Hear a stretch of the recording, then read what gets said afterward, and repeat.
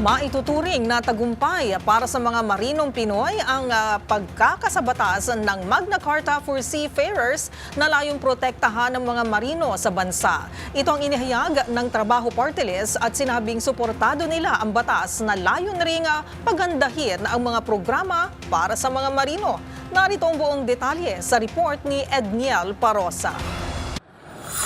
Napapanahon man para sa Trabaho Party List ang pagpasa ng Magna Carta for Filipino Seafarers, layunin pa rin ng grupong tutukan ng pagpapatupad ng batas upang mapagaan ang buhay ng mga marinong Pinoy. Ayon kay Attorney Michelle Espiritu, tagapagsalita ng Trabaho Party List, dapat itong bantayan sapagkat may mga provision sa batas na tinututulan ng ilang grupo ng marino.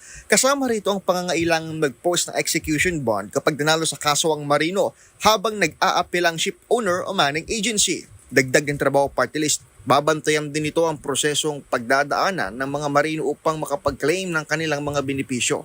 Paliwanag ni Attorney Espiritu, maaaring mahirapan ang mga marino na maklaim ang benepisyo sabalit kailangan nilang patunayan kung ang kanilang sakit o sugat ay dulot ng trabaho.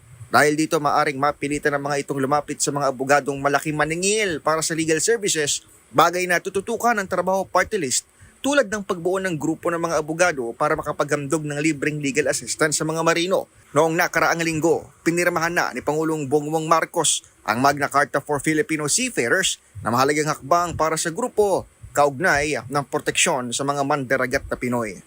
Para sa MBC TV and Network News, ito si Edniel Parrosa, una sa Pilipinas, una sa Pilipino.